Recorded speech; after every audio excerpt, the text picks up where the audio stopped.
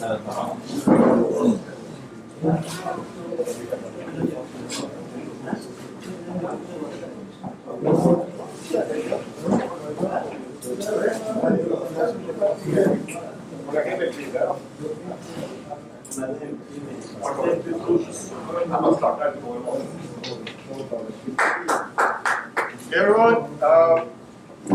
we're going to have a little lecture from Mason Shaw from South Africa. He's going to cover principles and best practices for information use and data for decision making in the health sector. So you're going to move a little bit away from the sort of technical aspects and hear more of how to actually use the data that we actually collect in this system. So welcome to Vincent. Thanks, Lars. Well, actually, it's not going to be a little lecture. I think it's going to be a lot more interactive than that. Can you all hear me? Is that all right? Yeah? And can you all understand me? Okay. Yeah. For those of you who can't understand me, say yes. Donc, il dit que ça ne sera pas vraiment un cours en tant que tel, ce sera quelque chose de plus interactif. Et il demande si tout le monde en entend.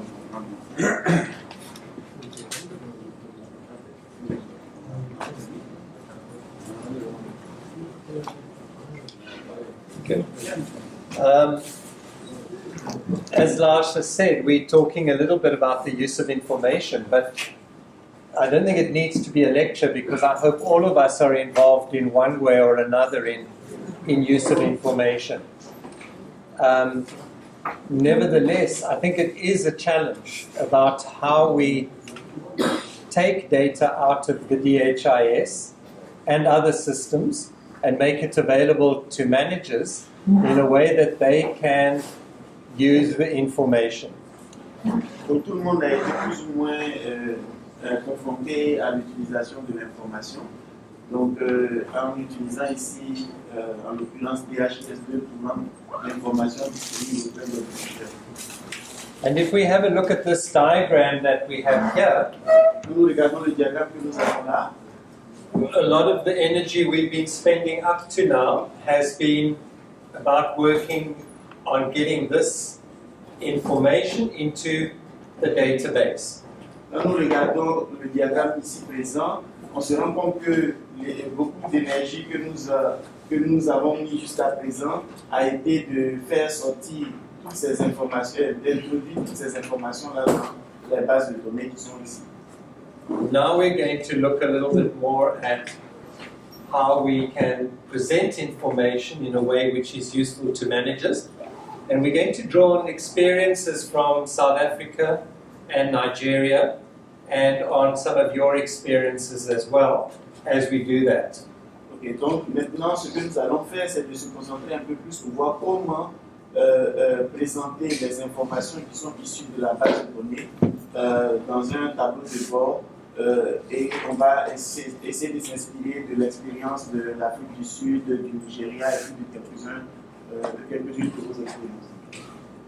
The other thing that's really important is to think about who are we wanting to work with when we're talking about the use of information. Is it someone at the community level? I think that's this ETC, which isn't a very good representation of the community level, and some people would argue it's one of the most important levels actually. Or is it the facility information officer? Is it people at the district or sub-district level?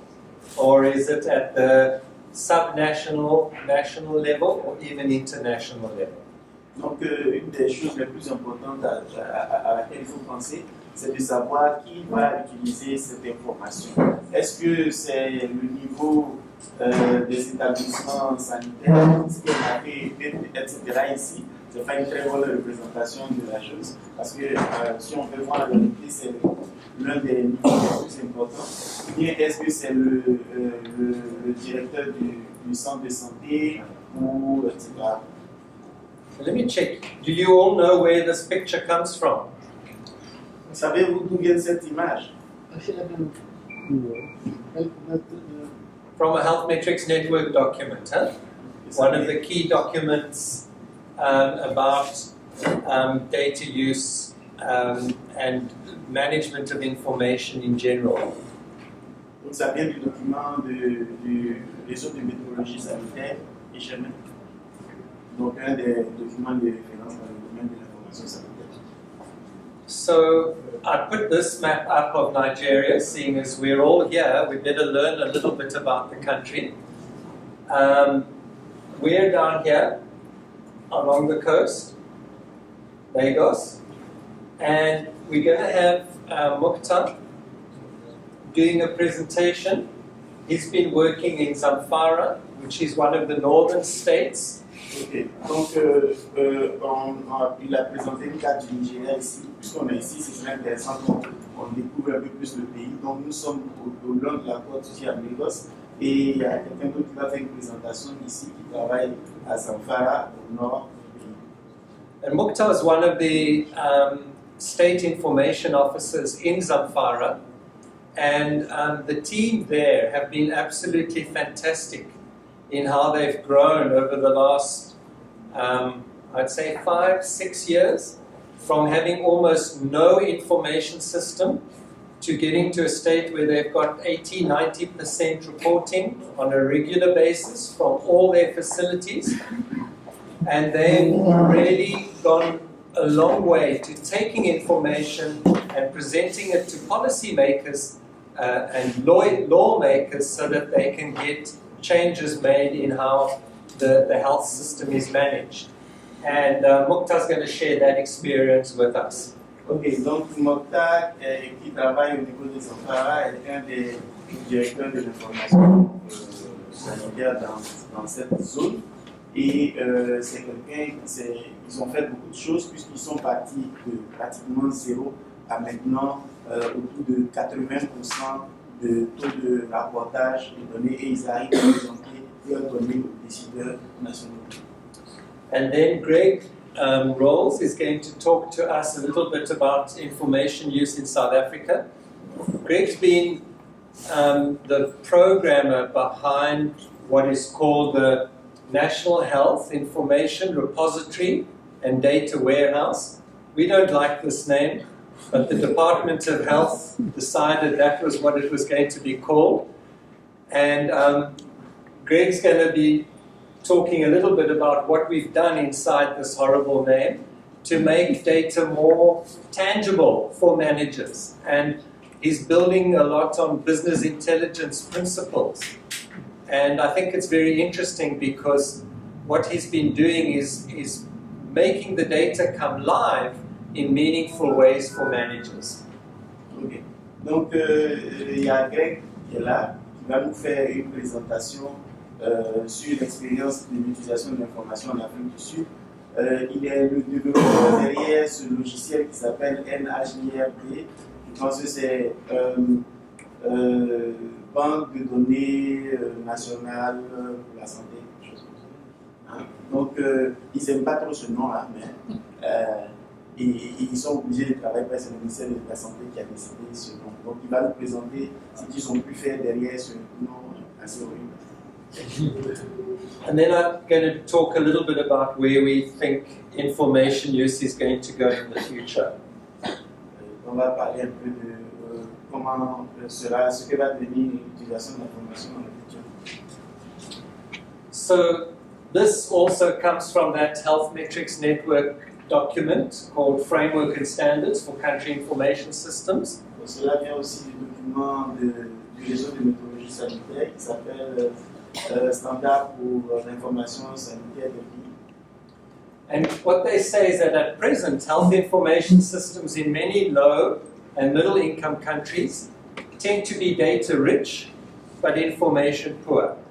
Donc ce qu'ils disent, c'est que présentement, le système d'information dans les pays pauvres ou à revenus moyens, le système d'information tend à être riche en données, mais très pauvre en information. So, what do you think that statement means? Que pensez-vous que cette assertion signifie?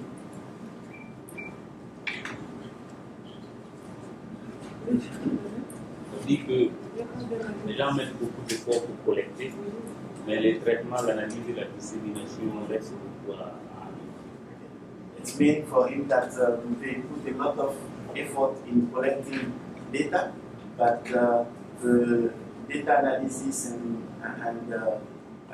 presentation is very poor. Right.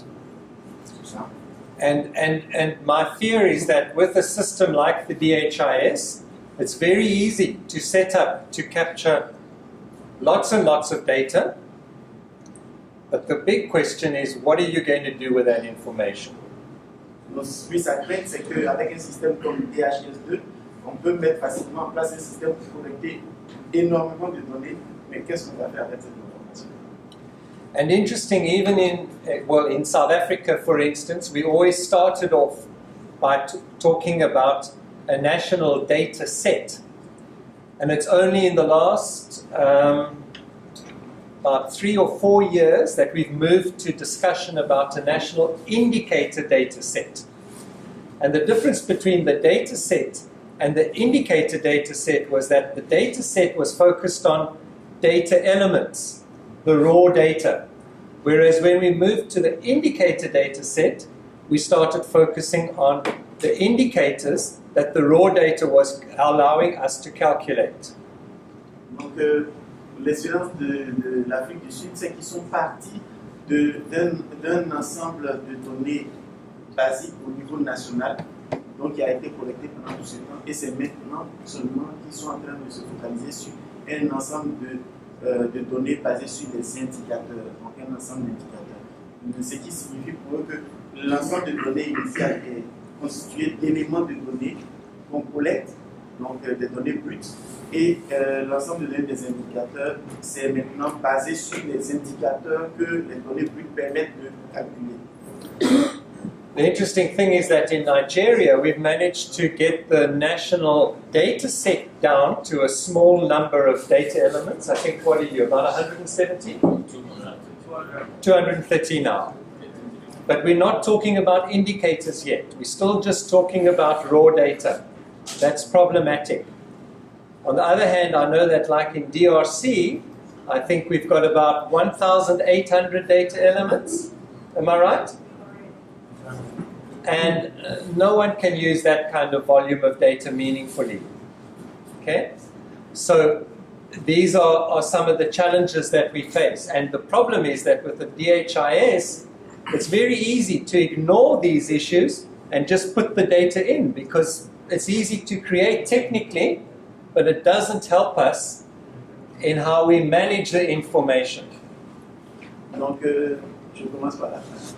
Donc, le problème ici avec les c'est que c'est très facile techniquement d'intégrer les informations dans le système, mais ça ne nous aide pas vraiment à comment utiliser cette information. Il a donné l'exemple du Nigeria, et je pense qu'ils sont au niveau 1 de 230 indicateurs qui leur permettent de collecter les données, mais ce n'est pas seulement les indicateurs, on parle des données brutes qui sont collectées, et ça devient beaucoup plus important, comme il a donné le cas de la République démocratique du Congo, où ils sont à 1000 et quelques éléments de données à collecter. I think the trick is not to challenge the numbers of data elements directly because you're never going to win that war, but to actually say, well, hang on, what indicators do you want? Give me an indicator. Tell me what you want to measure.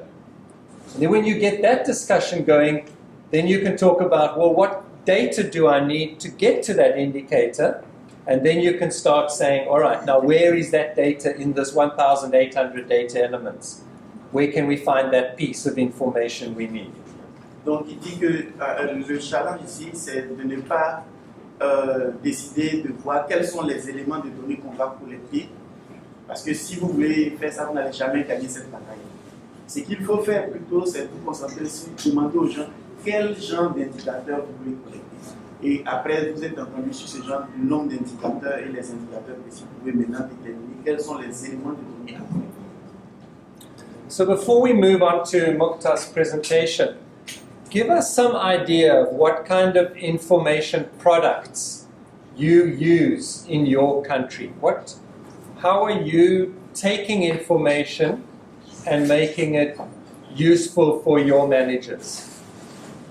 Ok, donc on va avancer vers la présentation de l'OTA, mais avant ça, il demande un peu si vous avez des exemples de produits de l'information que vous avez développés vos décideurs à pouvoir utiliser l'information. Do we have a code for that?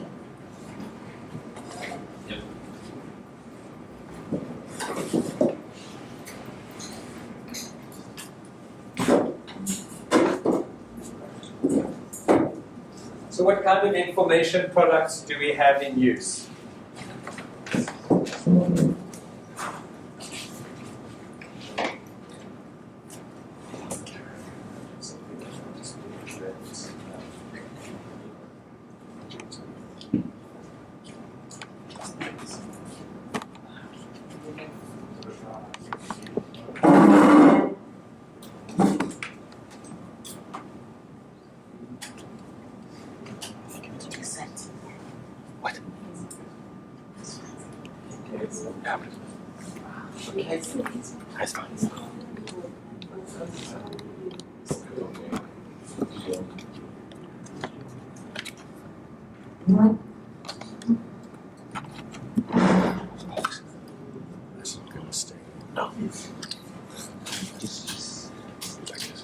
Okay, so what products do we have? Give me examples from your country. Donc, donnez des exemples de produits que vous avez pour l'utilisation de l'information. La transformation des données en information pour les décideurs.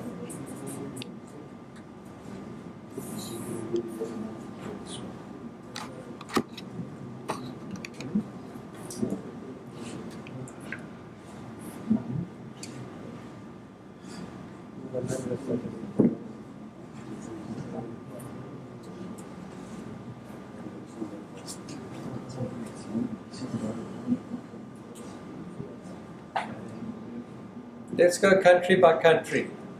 Dis, on va faire ça. Who'd like to start? Which country are you from? De quel pays? Le Sénégal. Senegal, okay.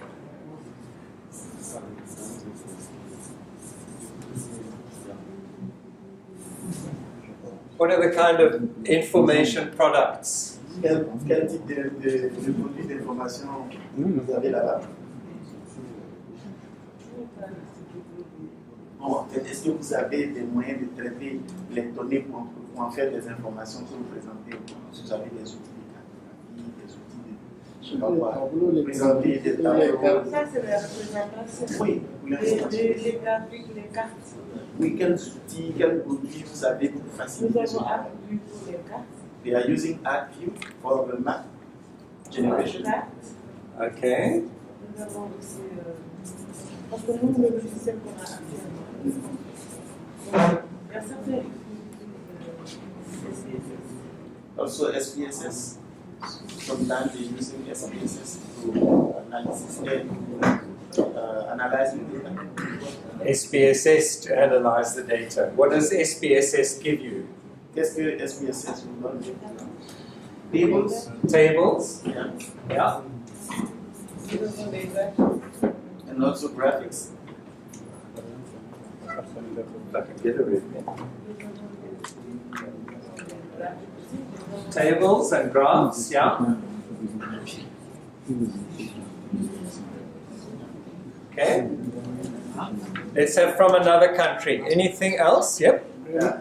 Au Mali, nous avons la carte sanitaire. In Mali, they have what they call health The health map. map. Health map.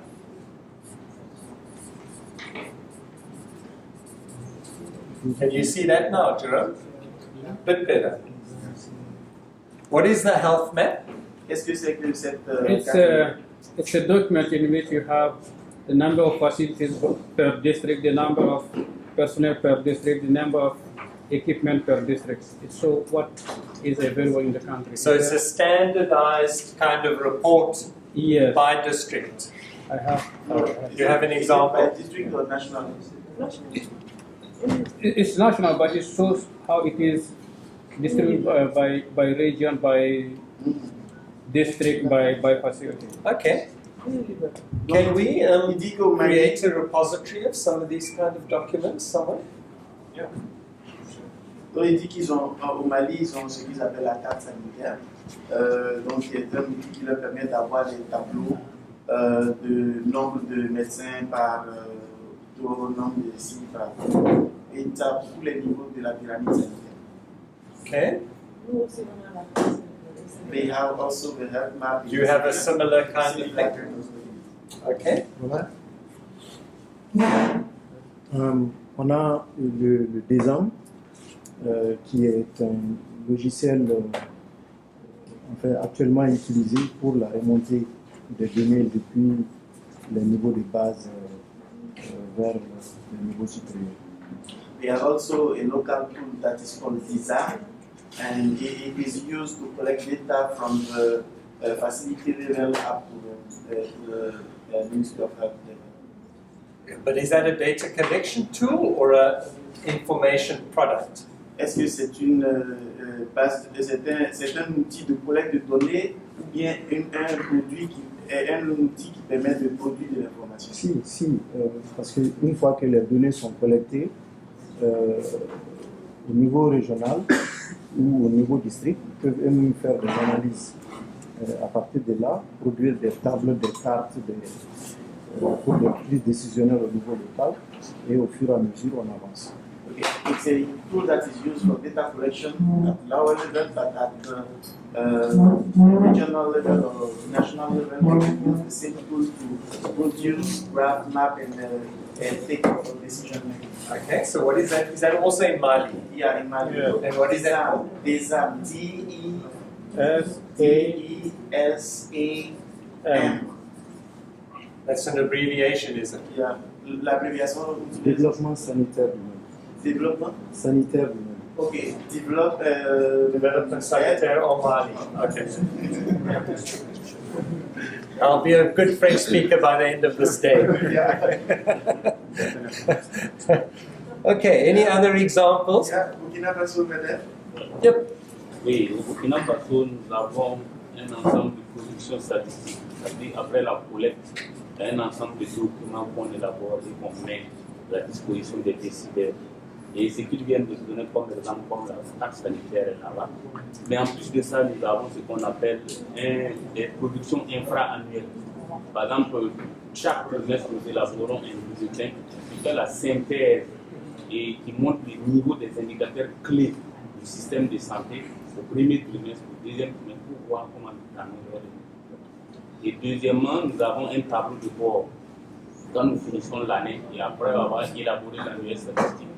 On élabore ces documents-là qui fait une analyse de l'ensemble des indicateurs clés du système qui sont définis dans un programme donné et nous les partageons aux utilisateurs. So in Burkina Faso, they also have this kind of system to collect data. They produce a set of documents once a year, annually, that they give at, they share among all the decision makers. And they have also this health map, and they have a national bulletin, health information bulletin, that they produce chaque mois, every quarter, that they produce every quarter, and also a dashboard, a tableau de bord, Yes. a dashboard that they produce also. Okay. So here we're also getting into a discussion about these national bulletins. And I've worked in some countries where the national bulletin comes out like 3 or 4 years after the end of the period. And so it's like historic data. And that's might be useful in terms of documenting what happened then, but for information use here and now, it's useless. And so one of the challenges that we have is how do we translate these practices which have become institutionalized and are no longer really useful into something which is more relevant in the here and now. And I think some of what Greg's going to show us and what Mukta's going to show us can help us think a little bit about that as well. Donc là, on revient sur cadre de ce bulletin au niveau national, qui la plupart du temps, je rencontre beaucoup de pays ont commencé à le faire, mais la plupart du temps, les bulletins viennent avec les informations. Ça vient tellement en retard que ça devient des informations passées qui sont produites dedans et qui ne sont pas, on ne peut pas les utiliser pour les besoins de maintenant, de l'instant présent. Donc, avec la présentation de Mota tout à l'heure, ce sera l'opportunité de voir comment est-ce qu'on peut transformer cela pour que ce puisse être utilisé. And I'm sorry I'm raising it after Burkina Faso talk because I'm not criticizing Burkina Faso. We all have this problem actually. So it's just that when he mentioned it, it reminded me that that was something we needed to raise. Donc il dit juste que c'est pas parce que il critique le Burkina Faso, mais tout le monde a le même problème, mais c'est juste ça qui l'a permis de se rappeler, de parler de ce problème qu'on a tous. Good. Any other ways in which we can produce information for use that hasn't been listed here? Yes, I'm from Gambia. From?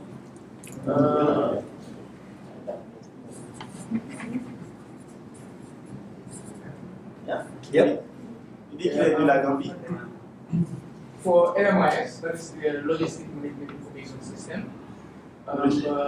We have a data collection tool called M-Supply and also Channel. Le système d'information logistique, for c'est un M-Supply, système qui s'appelle Gain Supply. for M-Supply, we use it to make to distribute our trucks to the regional level, and from the regional levels to the health facility level. Donc, ils utilisent l'outil pour And in turn, distribuer les médicaments du niveau That is the- régional vers le niveau. that is the distribution data. And in turn, we collect consumption data from the health facility level to the regional level, and from the regional level to the national level. And from the national level, then we share it with our donor partners. And at the health facility level, we supply based on your information. We give you your drugs based on your information. And at the regional level also, we give you your drugs based on your information. At the central level, we use that information to make procurement for our drugs. Okay. So that's me.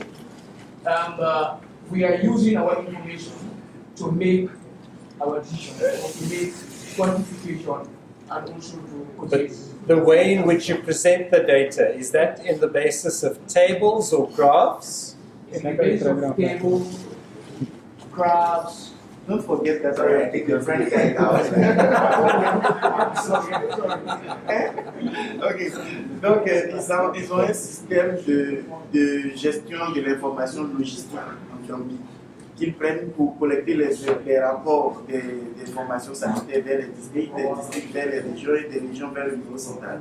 Et ils utilisent cette information-là pour envoyer les quantités, faire la quantification des produits à demander et ils livrent les produits aux différents niveaux selon l'information qu'ils ont fournie dans leur rapport.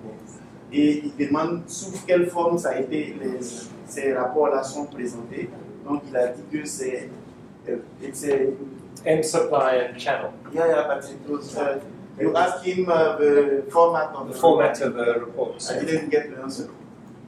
Yeah, the format of the report is tables, some graphs.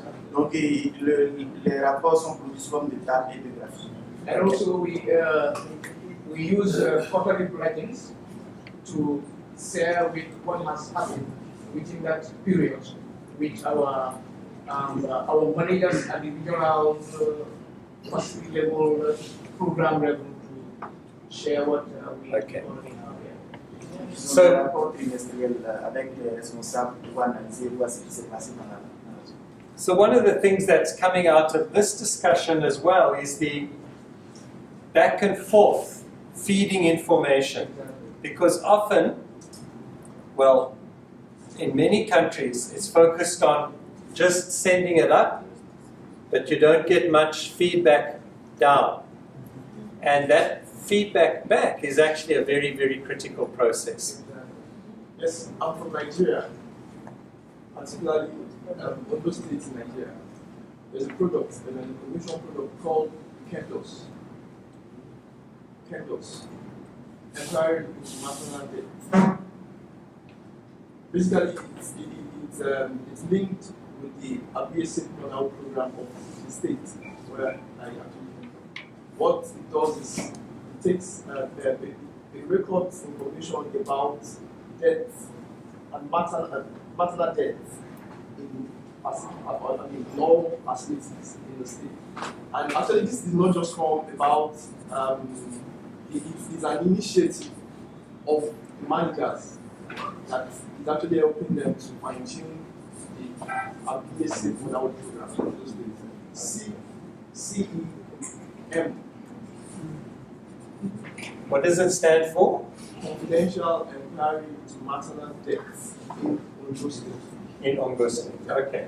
That was basically so that has been the basis for the decision of state government in fine-tuning their basic model program. Okay. Donc, ce qu'on doit retenir de tout ça, c'est qu'il a dit que le processus le plus critique qu'il fallait retenir de l'étude de RMAS, c'est l'information est envoyée depuis la base vers le niveau central, mais aussi est retournée sous forme de feedback vers le niveau PPT. C'est un processus très critique qu'il faut prendre en compte. Bon, lui, il a parlé d'un projet au Nigeria ici qui s'appelle CENDOS, qui leur permet aussi de collecter des informations.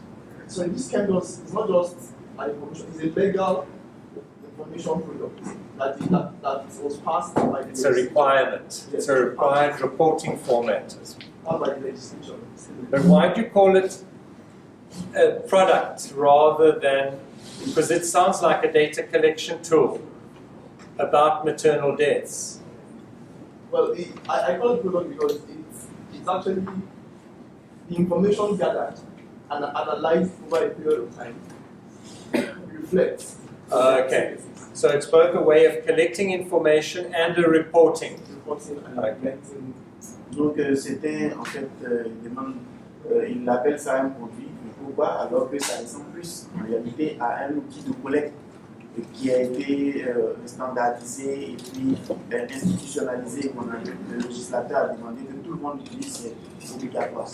Et donc, il dit que bon, ils utilisent pour collecter les données, mais ils utilisent aussi le même outil pour faire une sorte de rapportage. Okay. What time are you ready?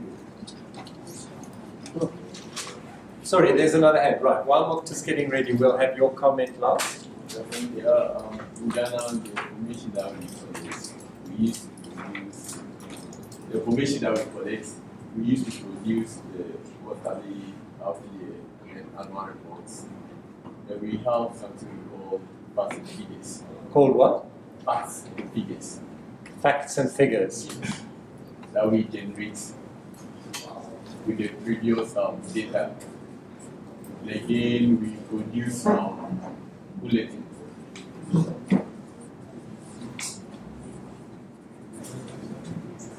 Okay. And then we produce big tables to the various regions to know their performance as well. Donc au Ghana, ils ont aussi un système qu'ils appellent les faits et images, donc ils utilisent pour pouvoir faire un bulletin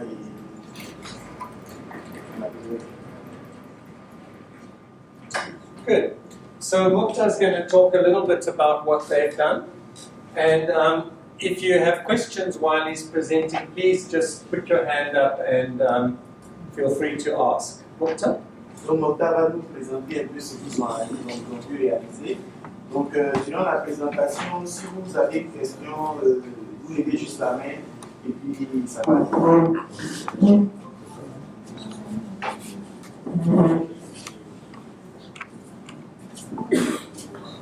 Good morning. My name is Mukhtar from the State Ministry of Health. I would like to share some information that I shared in the Damfara State Ministry of Health.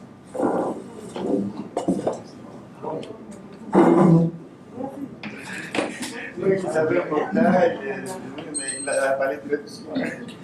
Can you speak a little bit louder? Wait a minute. Oh, you need a mic, maybe? My name is Mukhtar Ibrahim from the State Ministry of Health. Assistant? The State Ministry of Health. Ok, non, il est dans le ministère de la Santé au niveau des Zamfara, la ville qu'on avait mis dans la carte. L'état des Zamfara. L'état des Zamfara. So in Zamfara, we have been sharing some information with the State Ministry of Health and the House of Assembly members in. Donc, à Zamfara, ils partagent ce type d'informations avec le ministère de la Santé et puis de l'Assemblée. L'OMS. Non. Les parlements locaux. State House of Assembly. La maison des députés. Les parlements So locaux. this is part of the presentation that we have made in 2011. In 2011, in our performance review presentations, we made a presentation to the state directors, the representative of the House of Assembly member, and the representative of the head of service in the head of service office. So this is the allocation of medical treatment in Zamfara to oversee and the treatment in Nigeria, where the allocation is about 201 million, and in 2012 is 25 million, 820 million, while in 2013 is 25 million 800. Ok, donc cette présentation, ils l'ont faite en 2011 au niveau de la Chambre de l'Assemblée nationale et aussi au niveau des responsables de services et donc des services de santé. Donc cette information concerne l'allocation budgétaire des santé, des produits de. Is it for drugs or just for the management of it? It's for treatment. For treatment, donc le traitement, les médicaments au niveau des établissements sanitaires. Donc en 2011, ça a été estimé à 201 millions de naira, en 2012 à 25 millions 820 000 et en 2013 25 millions 800 000. What we have understood during that performance review is the percentage of amount released to Ministry of Health on the overhead is about 90% to the medical treatment assistant. This medical treatment is just the assistance to some certain peoples in the state. Out of the 100%, out of the release in the Ministry of Health on the overhead, about 90% went to the medical treatment assistance. So we call the attention of the State Ministry of Finance and the House of Assembly to note it, that despite there is a release in the State Ministry of Health, but 90% goes to medical treatment assistance, where... Okay. Donc, ce qu'ils ont appris lors de cette revue annuelle de performance qu'ils ont présentée, c'est que 90% des montants vont à l'allocation au traitement qui est fourni au niveau des établissements sanitaires du pays et seulement le reste des 10% aux choses qu'on appelle aux frais administratifs. Donc, yeah. So I was sharing this slide to show the use of information in Zamfara.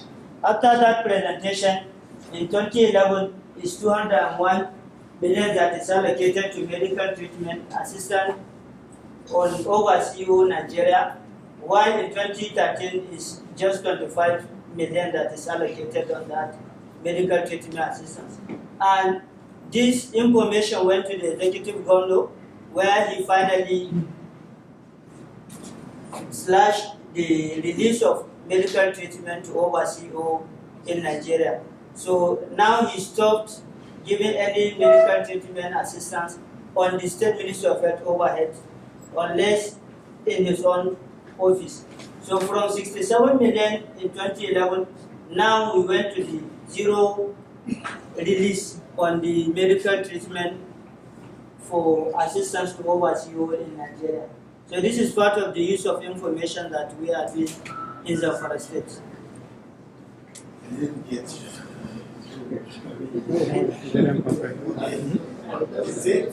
This is in 2011. In 2011. The allocation is 201. Yeah. Then why we like, release? why is it now too small? Zero. Yeah. The point was that this money was being used for looking after friends and family for medical treatment overseas. And as a result of making this information transparent to the legislature, they cut it. So that then that money could be available to be used elsewhere for other things. Ok, donc ils se sont rendus compte dans leur rapport, ils ont fait en premier temps que cette somme-là, 90% de cette somme est utilisée pour le traitement de la famille et tout ça qui vont jusqu'à l'étranger pour se faire soigner, etc. Et basé sur cette information qu'ils ont présentée au niveau décisionnel, ils ont pris la décision, ils ont réduit cette allocation en 2012 et 2013 et puis maintenant, ils ont estimé les besoins réels comme ça, je pense, et puis maintenant, ce qui a été vraiment donné en 2011, c'était 67 000 millions de naira, en 2012, ça a été 50 000, et puis en 2013, ils ont carrément coupé. Hein, parce que cet argent va être utilisé pour quelque chose de plus efficient, plus efficace, plutôt que de servir à des utilisations parallèles pour des besoins personnels. On the slide, I only want to find out what the purpose of the allocation was initially. Was it supposed to be for treatment for friends and family overseas? If it was supposed to be for a particular purpose, then you don't reduce it to zero. Maybe the money was being misappropriated. Yeah. To investigate and find out.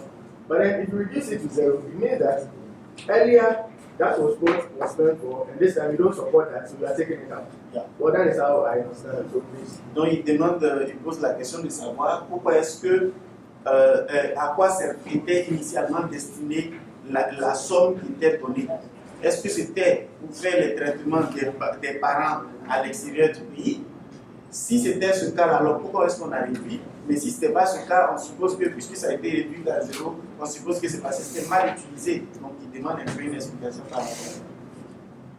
But the important point about this was that actually it was the first time that data from the health system was being presented to policymakers, and that opened their eyes to inappropriate practices.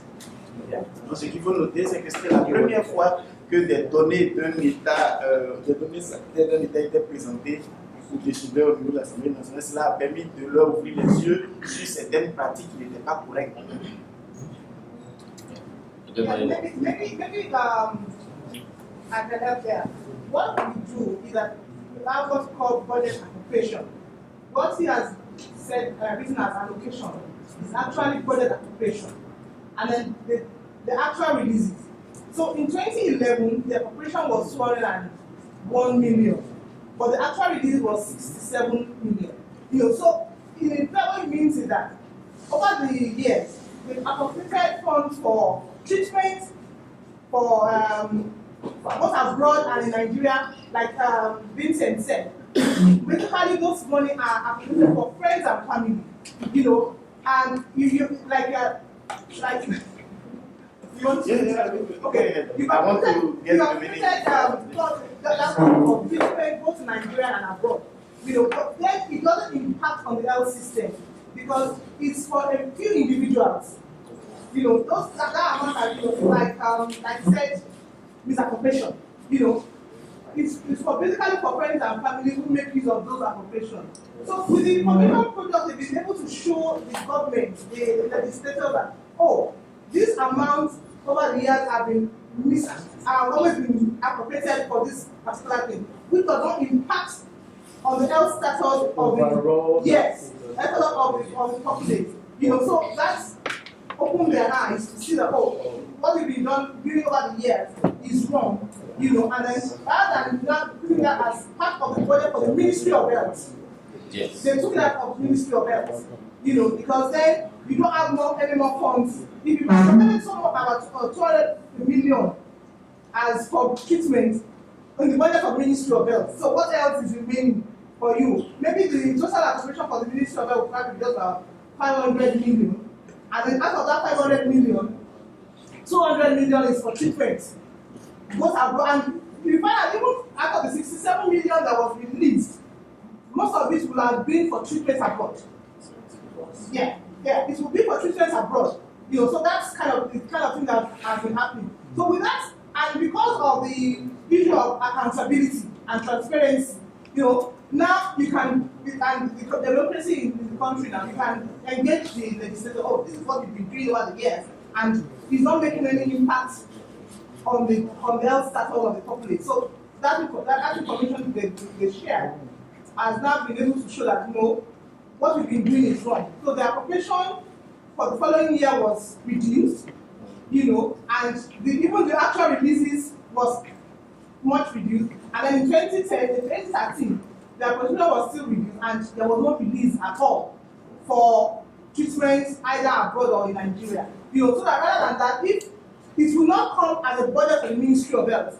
So if the governor wants to assist anybody, then it will come from his own budgetary allocation at the government house, not the Ministry of Health.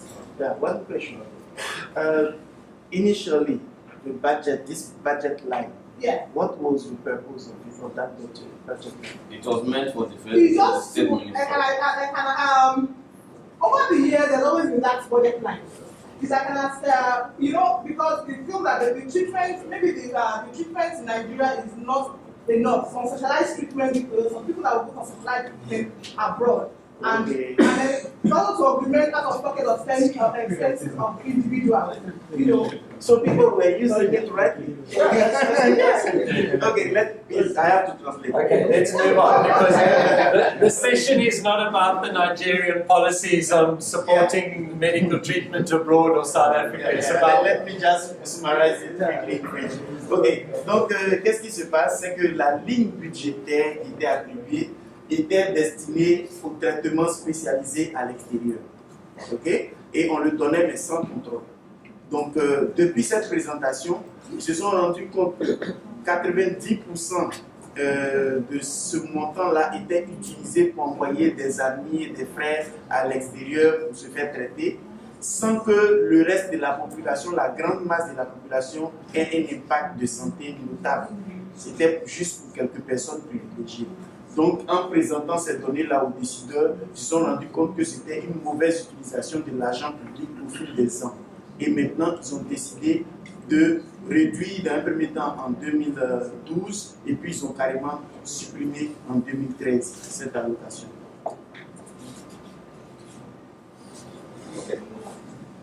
Thank you. I'm going to be presenting a data warehouse platform that. Hi, good morning. Hello. So, in South Africa, we have a policy in place to make provisions for information presentation from a data warehouse that uses data from the DHIS system that's been... Very good. Yeah, raise your voice. So in South Africa, we've got a data warehouse platform at the National Department of Health. And this is the web interface to that data warehouse. Ok, donc en Afrique du Sud, ils ont un entrepôt de données, une banque de données, un entrepôt de données qu'ils ont mis en place. Et donc ça, c'est l'interface web de cet entrepôt de données. Okay. This is containing DHIS data, it's containing census data, it's containing data from other information systems, and so this is just sort of what we've been working on over the last couple of years.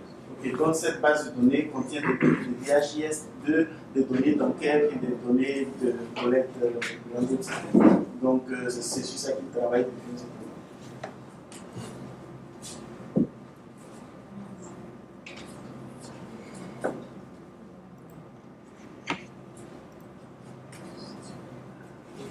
So this is a platform that is loaded with new data. So this is a platform that is loaded with data once a month, and so what we're doing is we're trying to build an interface to query data, viewing data backwards from the most current month of information that we have on the national level is August. Ok, donc c'est une plateforme qui est chargée avec les données une fois par mois. Donc, ouais. So our idea is to try to say, you know, you don't know what information is in the system, so let's try to make as much information presented to the user without them having to do a lot of work to try and investigate further.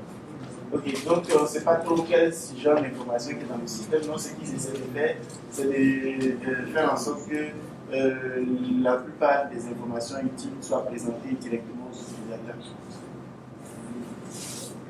We have a scrolling marquee, which is the national data for the month of August, comparing how it's performing against the previous month. Okay, donc ils ont un menu, un bandeau déroulant qui présente les données comparées à ce qui c'était leur valeur du mois passé. Donc ça montre si c'est en augmentation ou en diminution, un peu comme le stock. So stock price indexes, trading prices, this is our health information indexes, right?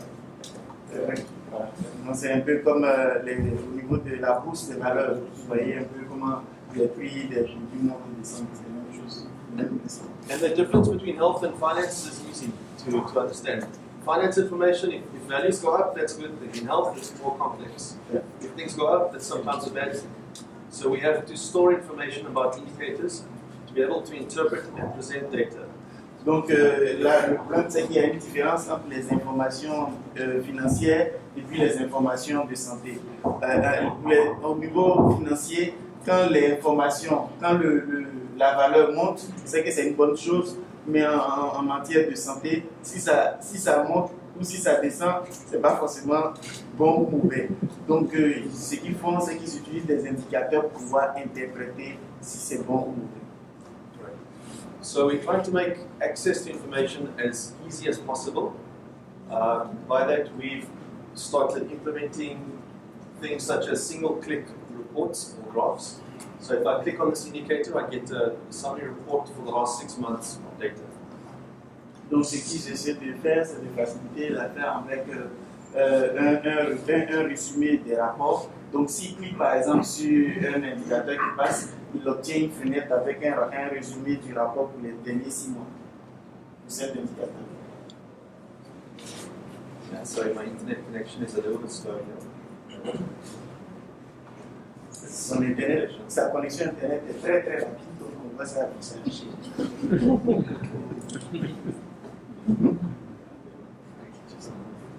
Okay. Kenny, which one are you using? This is, let me try again. It's the utilization rate. There we go. 6 months for the national average. And we can see in South Africa the last 6 months for primary healthcare utilization rate. I'm going to make it for 24 months. Donc on voit là un rapport sur le taux d'utilisation des centres de santé primaires annualisés. Donc on peut cliquer par exemple sur 6 pour avoir pour les 6 derniers mois, sur 12 pour les 12 derniers mois. Là il a cliqué sur 24 et on a la comparaison de l'indicateur pour les 12 derniers mois. Là il clique sur 36 mois, donc ça s'allonge, après on va dépasser les temps. What we're starting to figure out is that different indicators have different internal structures. Some indicators are seasonally influenced, or they have seasonal trends.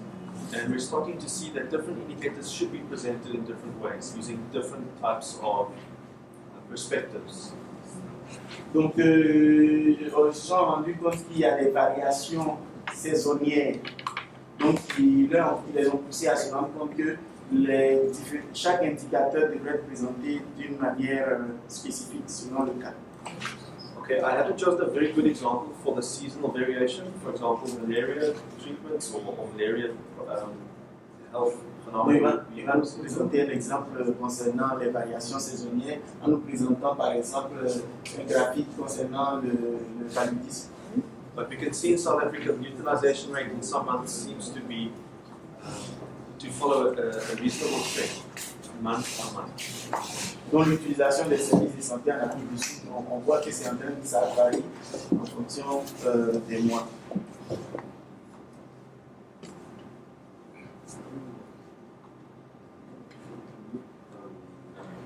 What we are very lucky with in South Africa is a stats bureau who make data easily accessible to us, which we incorporate into the system. Into this system, we're able to build things such as population pyramids.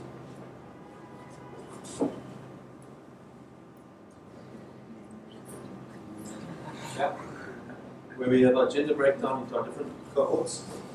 What we're also then able to do is to look at the arrangement of the health system defined by the DHIS. To say we have so many health facilities in each region or in each province or for the country level.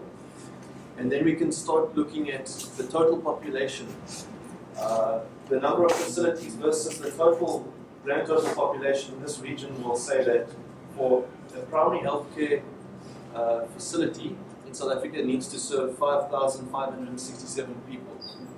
Okay.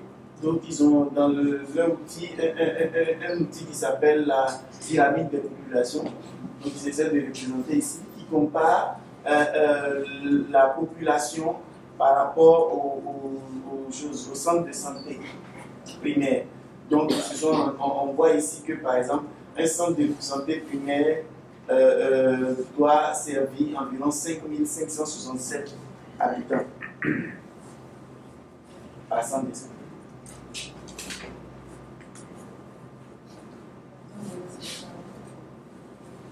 En fait, bon, vu la répartition, un centre de santé en moyenne, 5 000 Okay. The province that I'm looking at here is the Gauteng province. It's the smallest province, but has the highest density of people in South Africa. So I'll use that to demonstrate some further information. Okay. Donc il va nous présenter les données d'une province qui est toute petite, mais qui a la plus grande densité de population. Donc il va l'utiliser comme exemple.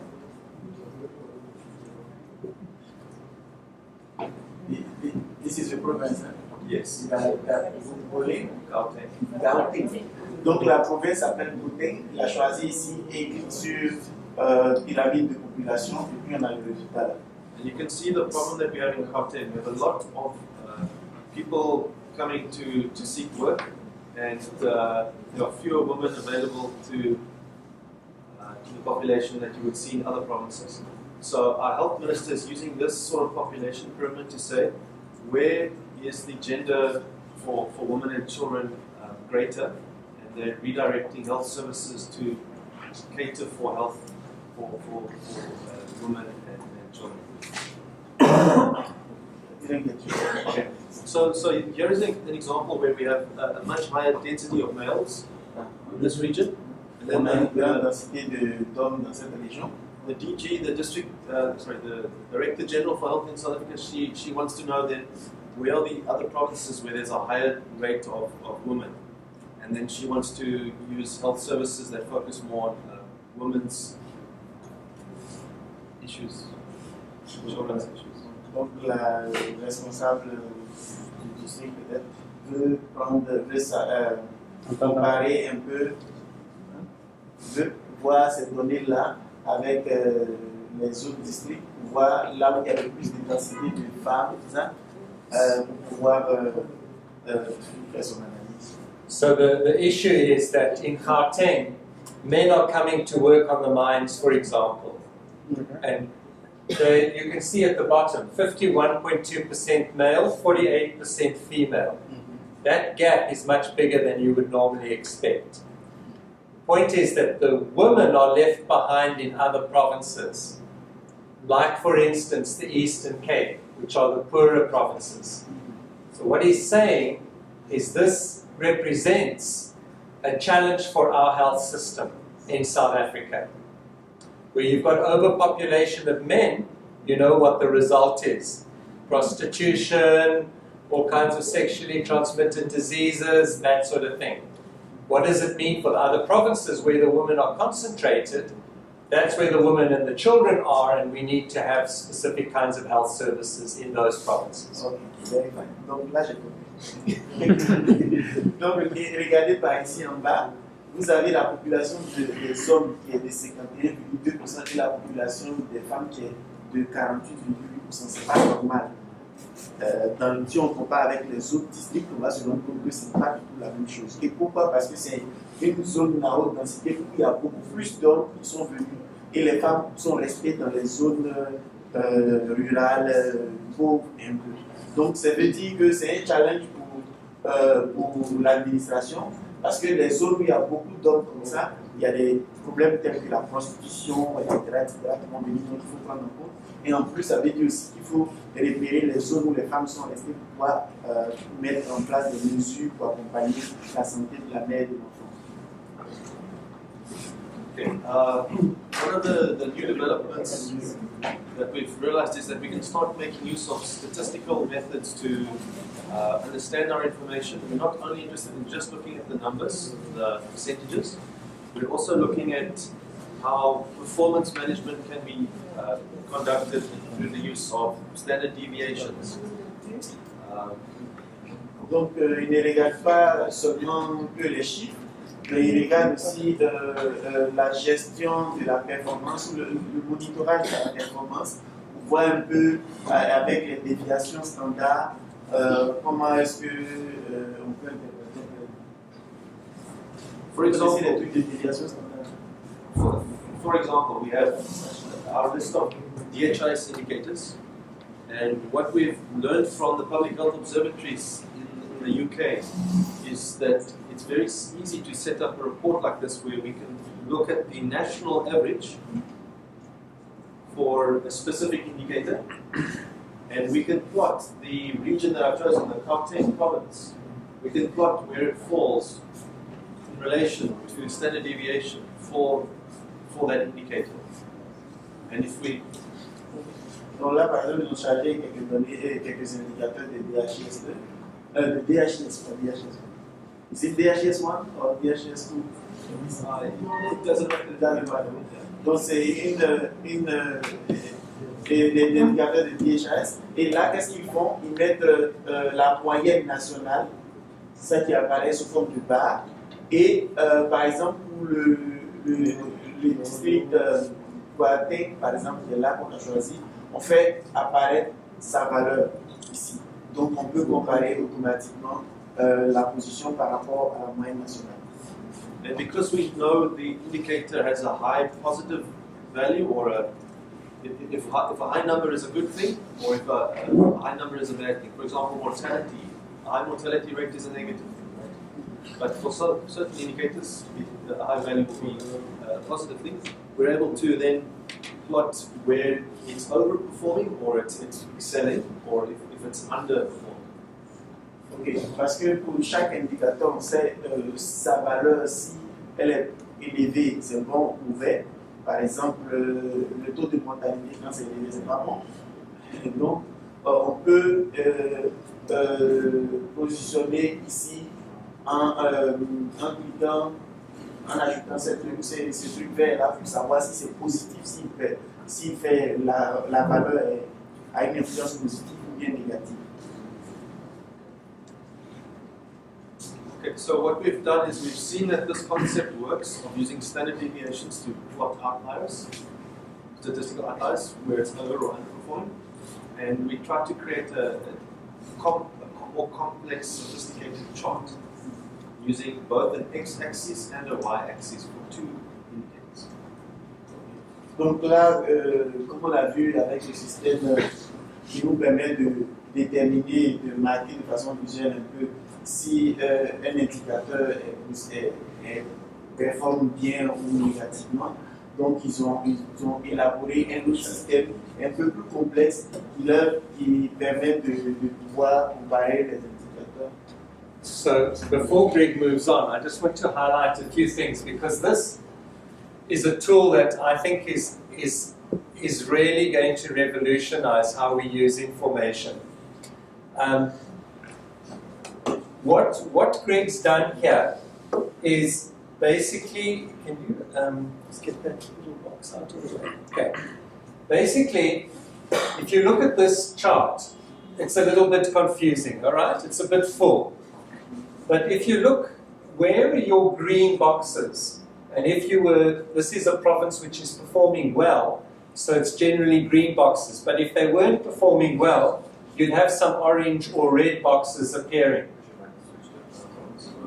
Donc, en attendant qu'il change, il nous dit ici que lui pense que ce rapportage-là, quand on regarde, il a l'air un peu confus, mais pour lui, c'est un système de rapportage qui va révolutionner la manière dont on regarde les données. Donc, par exemple, quand on clique par exemple sur où on était, les boîtes vertes qu'on voit nous permettent de voir que c'est un district qui travaille bien, et puisqu'on a beaucoup de verts. Mais dans d'autres cas, c'est pas évident.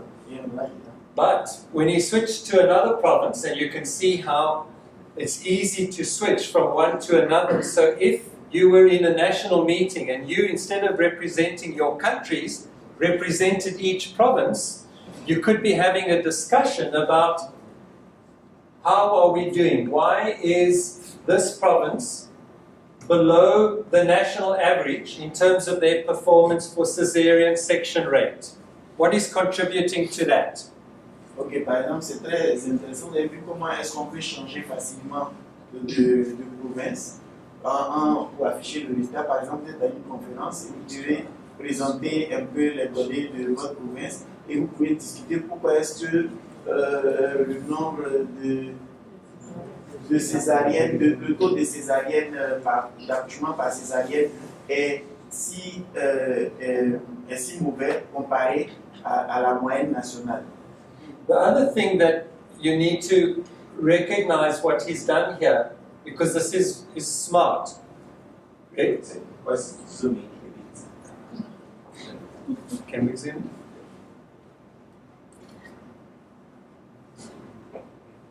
Okay.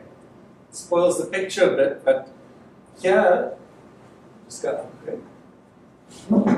Is that okay? Up higher. Here you can see he's got a reporting group. That's where you create a group of data elements and indicators that you want to look at. So it can be a combination of raw data or indicators focused on a specific program or some other kind of set of smaller bunch of data elements or indicators that you want to look at. In this case, QRS stands for Quarterly Reporting System. These are the data elements that we are required to send to the Ministry of Finance on a quarterly basis, and which actually determines the allocation that provinces get for funding the health system. So you can see where this information is going. From health to finance, that determines how much money comes back to the provinces. So there's a real incentive to make sure that you get good quality data going through to finance. Donc vous voyez que ici, en haut, on a les sources, le groupe de rapportage. En réalité, c'est un ensemble de données, un ensemble de données qu'on crée qui peut être constitué d'éléments de données brutes ou bien d'éléments d'indicateurs seulement ou bien d'indicateurs et d'éléments combinés. Là, dans ce cas-là, le groupe s'appelle QRS, je pense que c'est le rapport trimestriel qu'ils envoient au niveau des financiers. Donc c'est un rapport qui est envoyé des informations sanitaires vers la région jusqu'au niveau des financiers, ceux qui donnent l'argent. Hein? Et donc, vous voyez l'importance du fait que ce rapport doit avoir des valeurs vraiment positives puisque ça détermine l'argent qui est envoyé pour financer les différentes formations sanitaires, les différentes structures. So the other thing that you need to look at, is you can compare, can you just click on that drop down? That's where we only did country. Yeah, okay, don't go there. What you can see is the comparison or unit level. if at the moment we're just comparing provinces data to the country average. But if you were at a facility level, you could set the comparison to either the district average or to the provincial average or to the national average. So you can choose what you want to use as your reference point. Donc ce qui est important ici aussi de voir, c'est l'unité d'organisation, le niveau de l'unité d'organisation auquel il faut faire la comparaison. Ici, on a choisi le pays. Donc ça fait que ici, la comparaison, c'est sur la moyenne du pays. Mais par exemple, si vous étiez au niveau d'une formation sanitaire, vous pouvez choisir ici soit le district pour pouvoir vous comparer à la moyenne du district, ou bien vous pouvez choisir la province ou la région pour vous comparer à la moyenne de la région. The last thing that I wanted to show you was on the right-hand side, you'll see just now when it refreshes, you've got a choice of the data range. And in this case, it's a financial year because it's a quarterly reporting system. But you could actually choose calendar years or calendar months or other kinds of data periods. And this is something that we also need to develop in the DHIS too, I think. But, yeah, the different kinds of reporting periods that you might want to look at. So now, because Greg has selected a district, you can see he can set the comparison org unit either to country or to province. Donc une chose qu'il a voulu montrer aussi, c'est l'intervalle de date. L'intervalle de date ici peut être de plusieurs types. Là, par exemple, c'est une année fiscale 2012-2013. Okay? Alors qu'on peut aussi choisir des années normales et tout ça. Donc, il a montré la liste tout à l'heure. Donc, il pense que c'est quelque chose qu'il faut qu'on développe plus encore dans DHIS 2. Right, so you see now when we selected the comparison to the province, this district, which is a pretty good performing district, is actually doing pretty well compared to the province. But compared to the national average, there were a few deviations. Okay? So I think the value of this is really to show you that one way of looking at data, some of the tricks are using groups to try and get a smaller data set that you look at, that you can focus on, and then also to use different ways of presenting information to show whether you are within the expected norm or deviating from the norm. Now, while we've developed this in South Africa on a slightly different platform, the intent is that, and I think with the whole concept of the DHIS2 apps, is that we should actually translate this into an app that can plug in and draw data from the DHIS. So keep watching the App Store. Maybe one day you'll see Greg's app there. Next week, okay. Donc, is this a province, this one? That's a district. District. Okay, and Limpo is a province. Yeah. Okay. Donc, par exemple, on était tout à l'heure au niveau d'un district, donc il s'est mis au niveau du district ici, et il a choisi la province comme unité d'organisation de comparaison. Ce qui nous permet de voir que notre district fait assez bien par rapport à la province. Mais si on passait par exemple au niveau national, on allait voir aussi une petite variation de sa position. Donc, une des astuces qu'il faut retenir, c'est que pour pouvoir comparer les données, il faut d'abord choisir un bon groupe de rapportage, mais aussi un bon niveau de comparaison. Et c'est quelque chose Greg est en train de développer, qui va peut-être venir s'ajouter à DHIS2 dès la semaine prochaine, d'après ce qu'il a dit, comme une application, un produit externe qu'on pourra charger dans DHIS2 pour faire ce genre d'analyse. Just one final thing, the source data, you don't look at this. If you were only interested in looking how your clinics in the district are performing against the clinics in the country or the clinics in the region, you can also zoom in only on hospitals or clinics or whatever your type is defined in the DHIS. Ok. On peut aussi choisir le détail, c'est-à-dire qu'on n'est pas obligé de focaliser au niveau du district seulement, mais on peut voir par type de formation sanitaire. Si on veut voir les cliniques, les hôpitaux, etc., on peut choisir pour voir comment est-ce que les hôpitaux du district, par exemple, quelles sont leurs performances. Okay, so the standard deviation concept, we took it a bit further. We decided that, you know what, we can actually do a little bit more than that. We can combine two sets of indicators that have a relation to one another and produce a more... Donc ce qu'ils ont décidé de faire maintenant, c'est que ils ont essayé d'utiliser le concept de la déviation standard à un niveau un peu plus élevé en permettant de comparer des indicateurs, deux indicateurs qui ont une relation l'un avec l'autre au niveau de ce type de cas.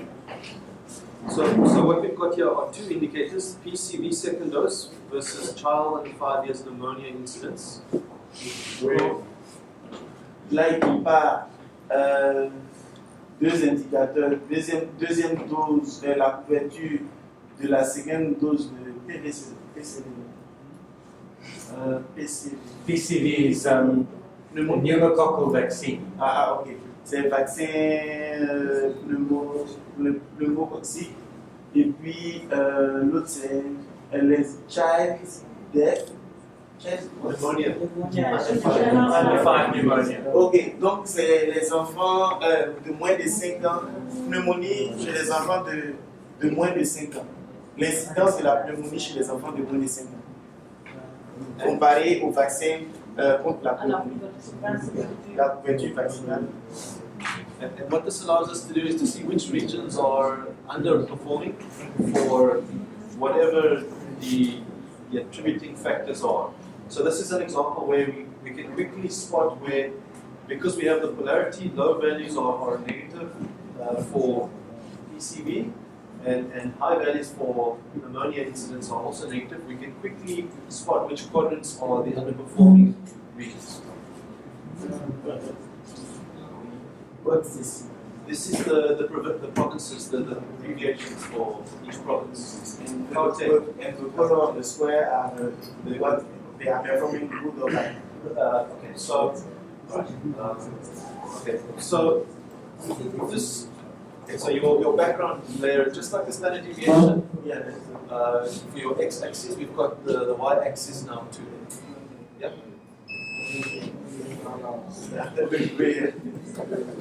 Okay. So we can easily see a low value and a high value.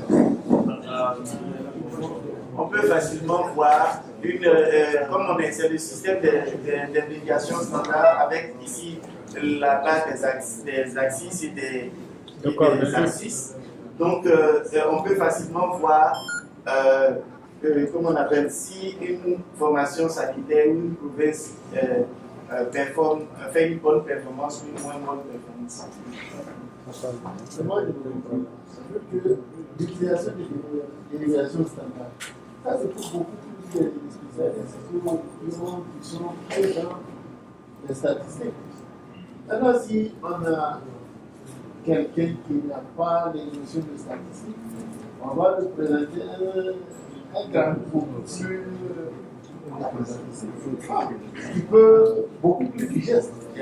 Parce que si vous partez de déviation standard, là, il faut avoir un bon niveau de statistique pour pouvoir comprendre l'analyse. Okay. So he's saying that he don't understand because standard deviation system is for people with good statistical skill. Yeah. Okay. So if you show this kind of graphics to normal decision maker, it will be difficult for them to understand that. So for him, he doesn't understand why. No problem. So maybe you're not trying to prove something. Maybe you're trying to figure out where you need to focus efforts, or you need to investigate a bit further where your problems lie. This you can see a whole region in a single view, right? So you can. Okay. all I'm trying to say is here that this is in the red and the red. So this is there's something not right here. And you need to figure out what's going on here for these types of indicators. There might be management issues. This is not to say to prove something to a manager. This is to explore your information and decide on strategies that you want to then take forward. Ok, donc il dit que c'est pas quelque chose qu'il faut, c'est pas prouver quelque chose de compétent, mais c'est juste pour nous permettre d'explorer nos données, puis notre information et tout ça. Donc ce qu'il faut retenir, c'est que basiquement, quand les points se retrouvent dans la zone rouge, c'est que c'est pas bon. Quand ça se trouve dans la zone verte, c'est bon. What about down here? Okay, so let me explain this a little bit. Yeah. What you can see here is this represents the country. Donc tout ça, ça représente le pays. The yellow dots represent the Eastern Cape province, and the blue dots la province de l'Est. Put the pointer back on one of the dots. And by putting your pointer on the dot, you can actually see which district that dot represents. Okay, donc quand on met la souris sur un des points, on voit automatiquement quel district qui est représenté par. So the beauty of this, la beauté de cela, is that in one view you can see where your country is positioned. Okay. Donc en une seule vue, tu peux voir un peu où est-ce que votre pays se positionne. And you can identify who's performing well because they're in the green area and who's not performing well because they're in the red area. Et vous pouvez voir ceux qui ne font pas de bonnes performances parce qu'ils sont dans le rouge et ceux qui ont une bonne performance parce qu'ils sont dans la zone verte. And then you can say, all right, if I've got limited resources, I don't have to worry about the green area, let me focus on the red areas. Donc vous dites, donc très bien, si j'ai que des moyens limités, je peux me focaliser, je n'ai plus à m'occuper de ceux qui sont dans le vert, mais je peux me focaliser sur ceux qui sont dans la zone rouge. And the fact that you're mapping two indicators against one another is just another way of being able to show what we do. So when we give pneumococcal vaccine, are we actually reducing the incidence of pneumonia? Okay. Donc le fait qu'il compare deux indicateurs permet de savoir aussi si le fait, si quand il donne des vaccins contre le pneumocoque, est-ce que ça réduit l'incidence de cette maladie sur les enfants. An example for this part of the world, particularly in Nigeria, would be to look at polio vaccine against cases of polio, and then to see where are they occurring. And we know we're going to get in the red area, the northern parts of Nigeria, isn't it? And if we had data from Niger, we know we get from along the border area. Whereas we know that in the south, they've got reasonably good coverage and lower incidences of polio. Donc, par exemple, si on veut regarder le cas du Nigeria, on va se rendre compte que là, on devrait plutôt comparer des cas de polio avec le vaccin polio oral. Et puis, on se rendrait compte que une partie, je ne sais pas bien quelle partie du pays, va être dans le rouge et puis l'autre partie. But the point about this being complicated for managers is a very correct point, because we've also had a lot of thought about how do managers respond to this information.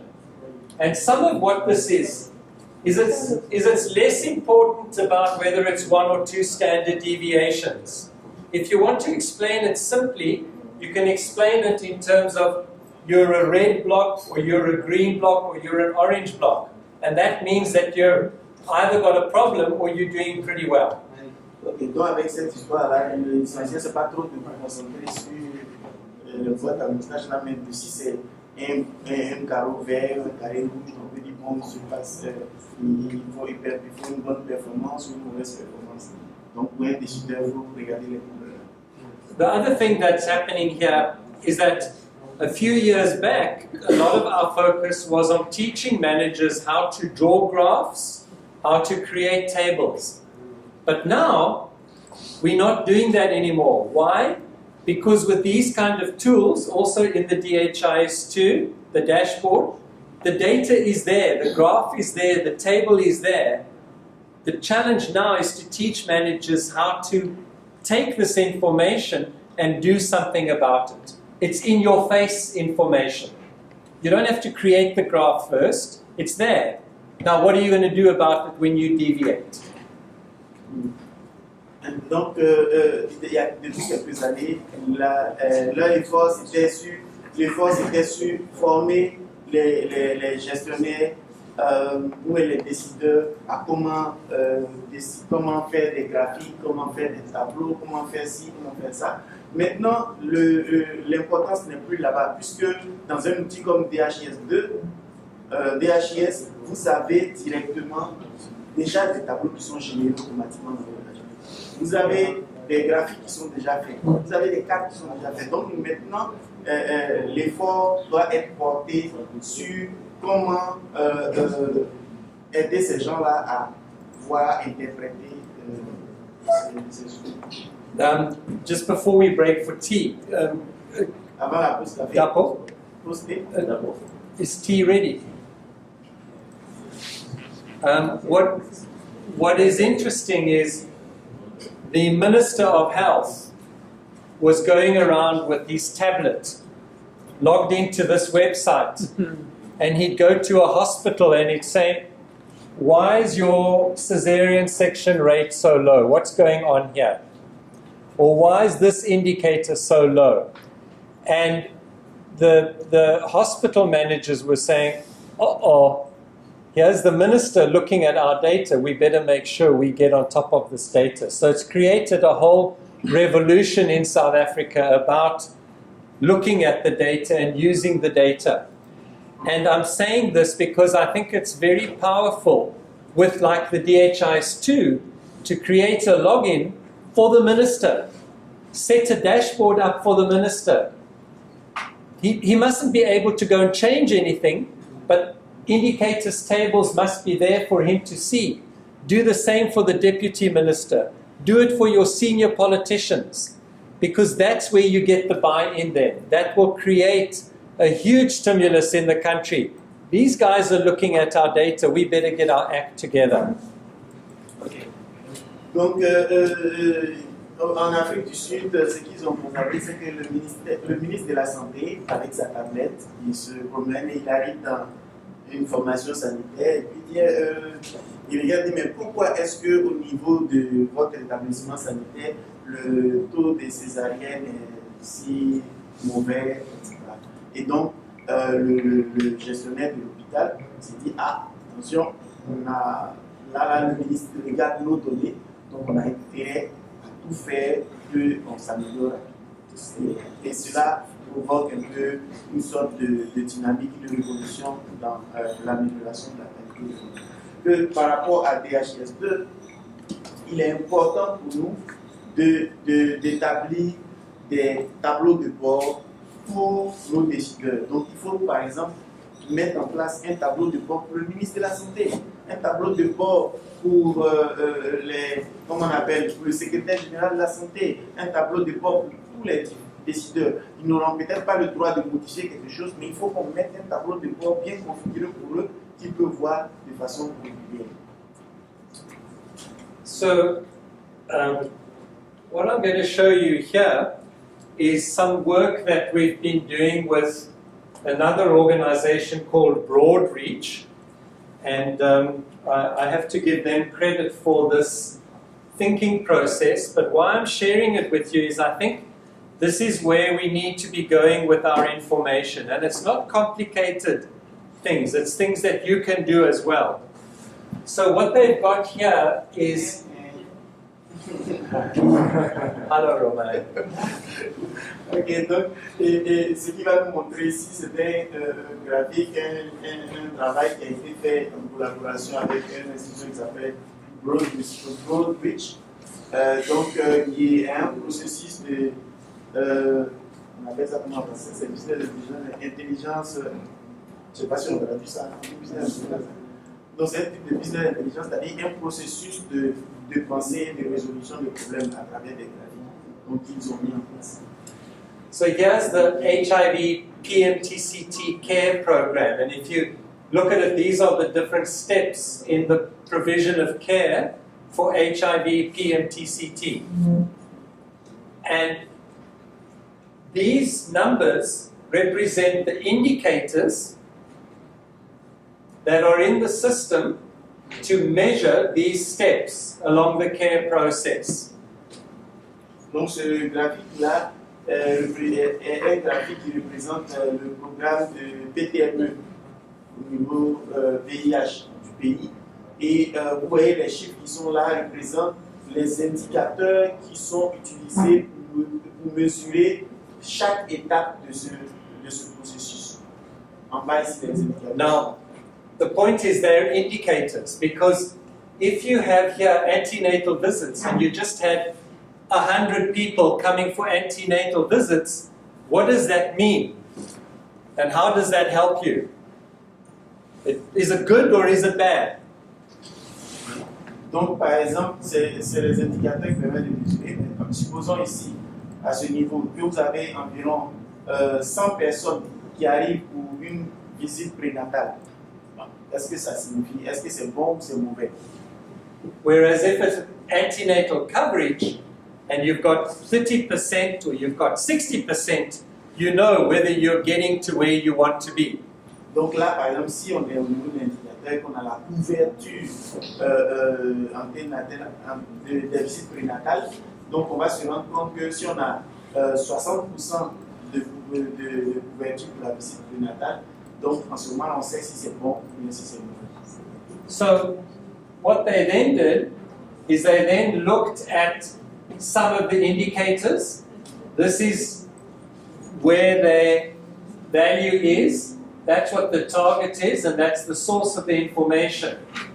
And then here, you can see what they've done is they've created a bar graph, but the colors again represent the different provinces in South Africa.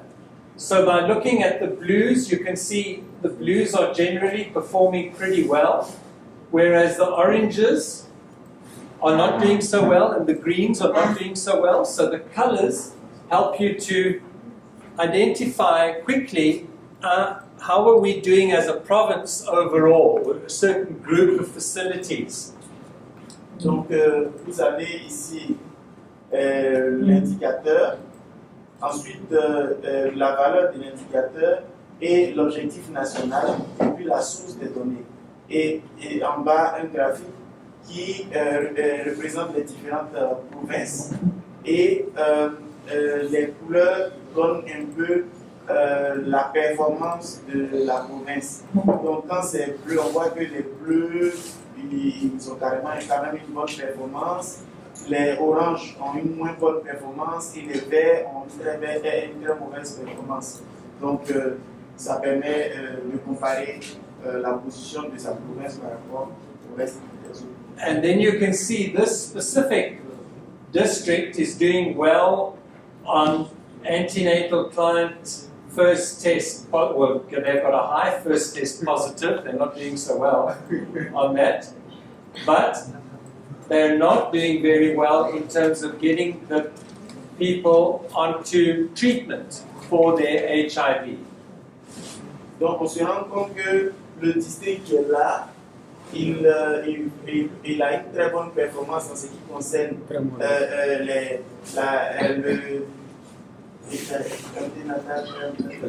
pour la PTME, pour les visites prénatales dans le cadre de VIH, pour les visites prénatales. Et par contre, il n'a pas une très bonne performance en ce qui concerne la mise sous ARV. Donc les femmes testées positives qui viennent en visite prénatale, il a une très bonne performance pour ça, mais quand il s'agit de mettre les gens sous ARV, sous traitement, c'est pas bon.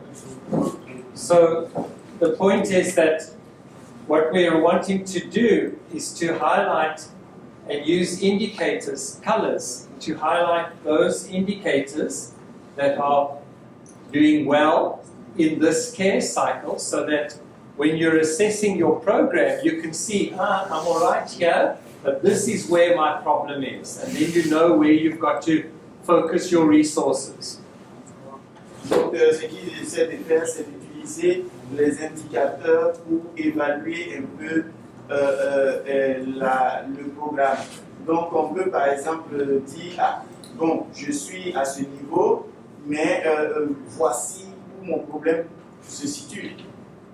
Donc, qu'est-ce que je dois faire pour So, what I'm doing here is we're linking information and planning together. Donc, ce qu'on fait ici, c'est de lier l'information et la planification. This is where we have performance measurement, and this is where we make sense of the performance measurement. Donc là, c'est où ils font la mesure de la performance, et là, ils donnent un sens à la performance qui a été mesurée. And this is where we then devise strategies to improve performance.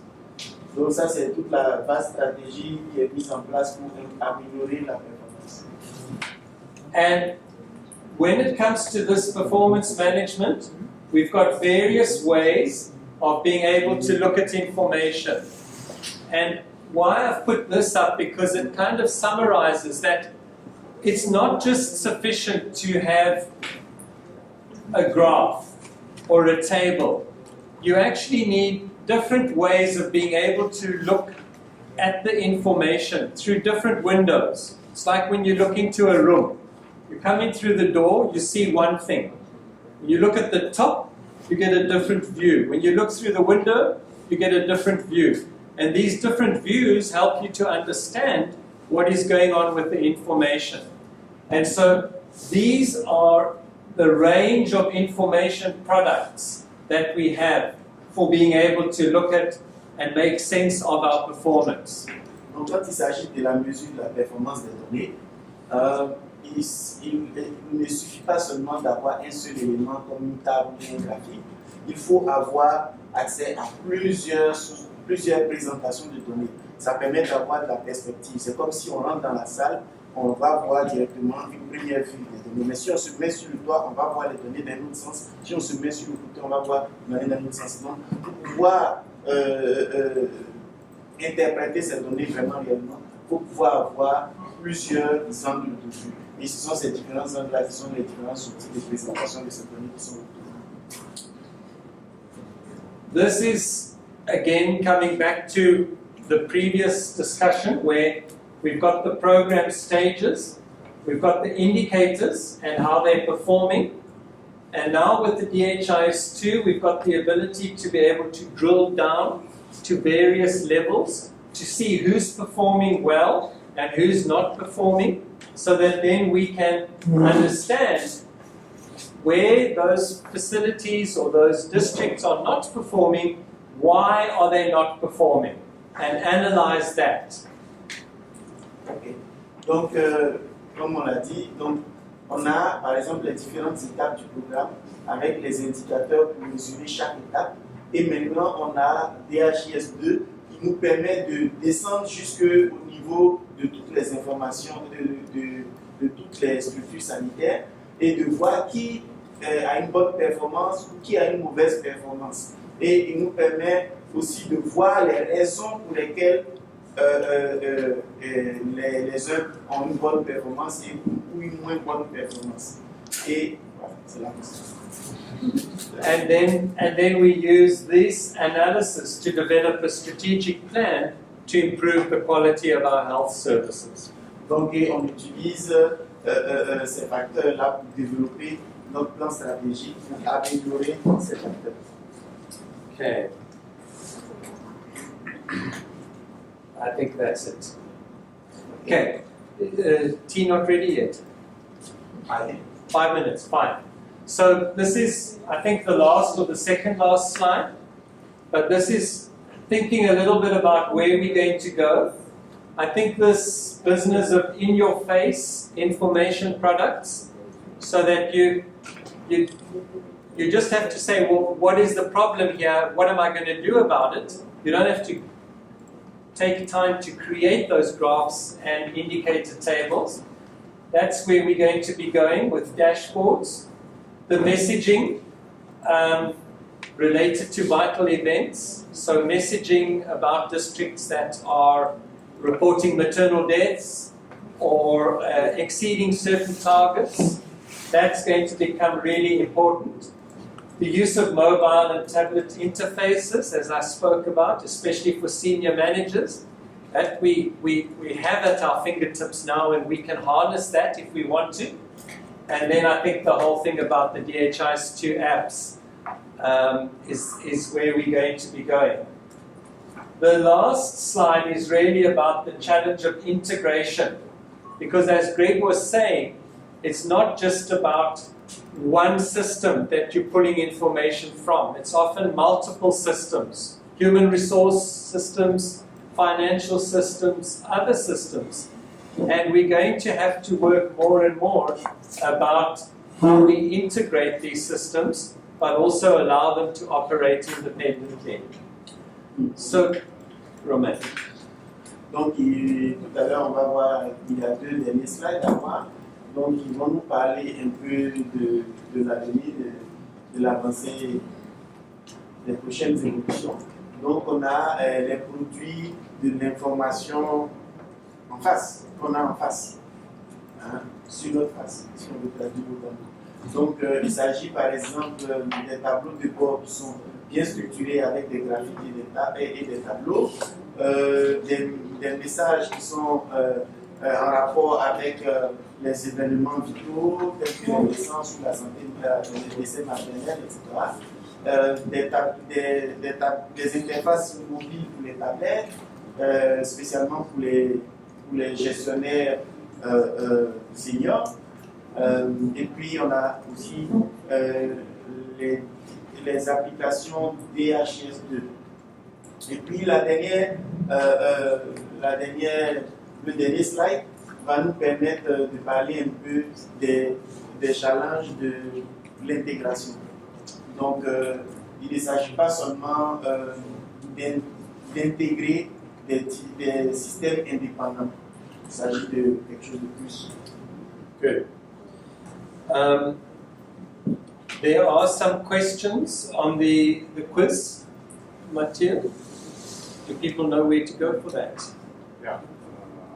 We can 10 minutes. Are they available? Meaning about the 2 questions. Yeah. They will be available in 10 minutes.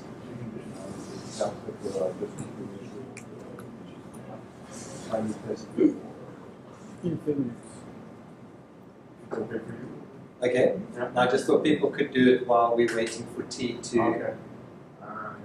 But I just need to double check one thing first. Okay. All right. So we've loaded 2 sets of questions for you to answer related to the session on the internet. And they're multiple choice questions. And if you could just go through those and submit your answers, please. Donc, ils ont mis en place, il y a 2 questions qui seront mises en ligne ici. Hein? Ils seront en ligne dans 10 minutes et pour lesquelles vous pourrez parcourir un peu pour répondre. C'est des questions à la fois avec la session qui vient de passer. So while we're waiting for that to happen, to come live, are there any questions or any comments that anyone would like to make? Pendant qu'on attend que les questionnaires soient prêts, est-ce que vous avez des questions en rapport avec le gouvernement? I have a question. Donc la question c'est de savoir, est-ce qu'il n'y a pas un danger de se retrouver avec je sais pas, une surcharge d'informations, hein? Surcharge d'informations qui fait qu'on ne peut plus interpréter les données. I want to know if with this all of these tools, interpretation tools, information in your face and different graph and map and everything like this, it is not risky for us to become overloaded of information and not be able to give any meaning to that. Do you get me? Yeah, I do. I just wanted to say, we're going to be working on processes to make the assimilation, streamline these types of processes. But I think that's the challenge that we need to work on together, is to develop these programs that can, or processes inside of the DHIS that streamline that kind of overloading, so that it's more of a structured process. I think that's the next, also part of the next phase. Donc, il dit que effectivement c'est un problème qu'il faut prendre en compte et essayer de structurer et de mettre sous forme de processus d'étapes décisionnelles la production d'informations. C'est quelque chose qu'on devrait pouvoir inclure dans les prochaines phases dans DHIS. I think the value of this is that it's made data much more transparent. I think with the DHIS2 dashboards as well, the data's there, it's transparent. We've seen that in Nigeria, that previously when we were using 1.4 and we were dependent on pivot tables, there was always a reason why you couldn't get to your data. Whereas now, it's there, there's no excuses. It's about what are you going to do about it.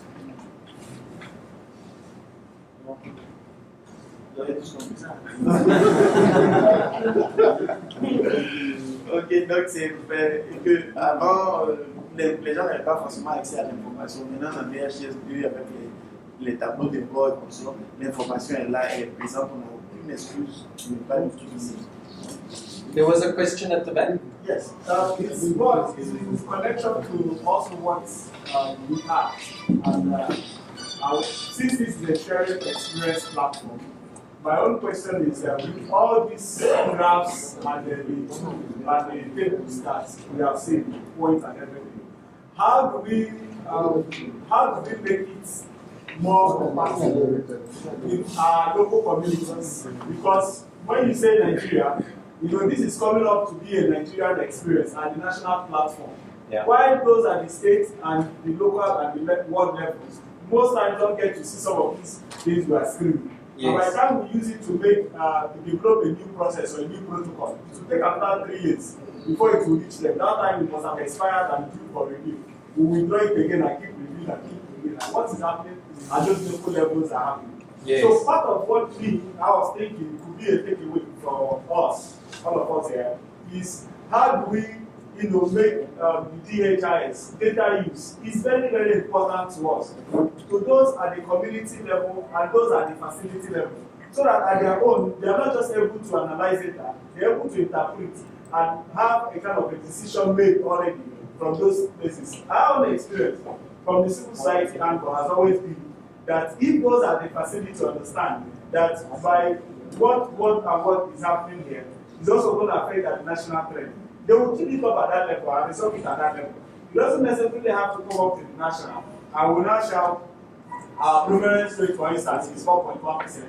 While those at the community can actually take, combat the mitigate the impact. I make sure before it comes up to the national level, it's at 1.0%. So I'm looking at all this we have all at this level.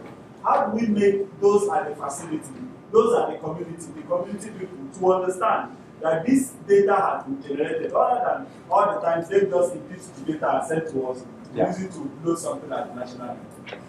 I think that's a very, very relevant point. And the point is as well why I was on the first slide pointing out the different users is what you need for the community level is very different to what you need at the national level. And so we've really got to do some thinking within the dashboards that we create for the different levels. How do we present the data there? So it's a very, very relevant point. Yeah. Ok, donc son inquiétude là-bas, lui, c'était de savoir que on développe tous ces jolis outils-là au niveau national, etc. Le temps que ça arrive jusqu'au niveau périphérique, au niveau d'information sanitaire, on a dépassé 2 ans, 3 ans, les gens, en plus il y a une nouvelle version qui arrive, on recommence à zéro, et les gens à la base même n'utilisent pas, ils n'arrivent pas à en profiter. Donc comment est-ce qu'on peut faire pour que les gars au niveau des formations sanitaires, au niveau périphérique, puissent eux-mêmes, non seulement c'est eux qui produisent l'information, mais qu'ils puissent recevoir l'information et l'interpréter et l'utiliser à leur niveau. Donc lui, il a dit que c'est vrai que c'est un point très important et que c'est pourquoi on doit vraiment réfléchir sur les différents tableaux de bord qu'on est en train de mettre en place. Il faudra réfléchir sur la façon dont ce que doit contenir, la façon dont être structuré un rapport, un tableau de bord pour les différents niveaux. Le niveau des formations sanitaires, le niveau des districts, le niveau des régions, des ministres, etc. Good. Any other comments? Not you? Test is live. Test is live. Okay. Good. Is the tea ready? Not yet? Yeah. It is?